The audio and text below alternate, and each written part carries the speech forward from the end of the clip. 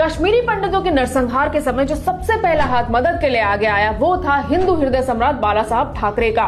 बाबरी ढांचे की डिमोलिशन को प्राउडली ओन करने वाले हिंदुओं के रक्षक बाला साहब ठाकरे। लेकिन उन्हीं की संतान उद्धव ठाकरे ने हिंदुओं के पक्ष में जजमेंट देने वाले जस्टिस स्वामीनाथन के इम्पीचमेंट नोटिस पर साइन कर दिया। अपने पिता के नाम को शायद ही किसी ने इस तरह डिमीन किया होगा। हजारों सालों से हिंदुओं को प्रताड़ित किया जा रहा है, लेकिन हम आतंकी नहीं बने।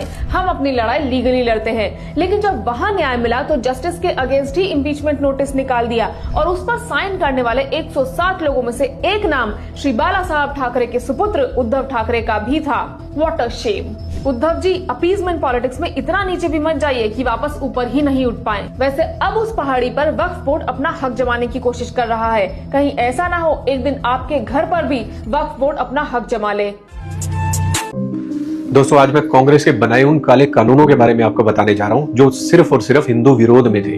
1950 में आर्टिकल 25 जिसमें धर्मांतरण को मान्यता दी गई।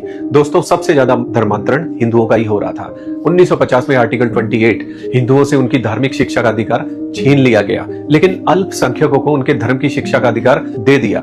दोस्तों, इसका मतलब यह था कि सिर्फ हिंदू अपने धर्म का प्रचार नहीं कर सकता, ना तो कोई शिक्षा दे सकता और ना शिक्षा ग्रहण कर सकता। 1951 में HRCE एक्ट बनाया जिसमें केवल हिंदू मंदिरों और उनकी संपत्ति पर सरकार ने कब्जा कर लिया। दलील ये दी गई कि मंदिरों का रख रखाव करना है। बाकी सब धर्मों को दोस्तों इस एक्ट से बाहर रखा गया। 1956 में हिंदू कोड बिल जिसमें हिंदुओं को कानून और संविधान के हिसाब से और वहीं दूसरी तरफ मुस्लिम लॉ बोर्ड को हाथ तक नहीं लगाया गया। यानी हिंदू चलेंगे कानून और संविधान के हिसाब से, लेकिन दूसरी तरफ मुस्लिम अपने बनाए धार्मिक कानूनों से ही चलेंगे। दोस्तों, इस देश का बंटवारा धर्म के नाम पर होने के बावजूद सेक्युलर शब्द 1976 में जबरदस्ती इंदिरा गांधी ने संविधान में धोखे से घुसा दिया। सोचिए दोस्तों, ये थे कांग्रेस के बनाए काले कानून जो हिंदुओं की संस्कृति और उनके धर्म को समाप्त करने के लिए थे। आपका क्या कहना है दोस्तों, इस बारे में कमेंट करके जरूर बताएं। धन्यवाद। जय श्री राम।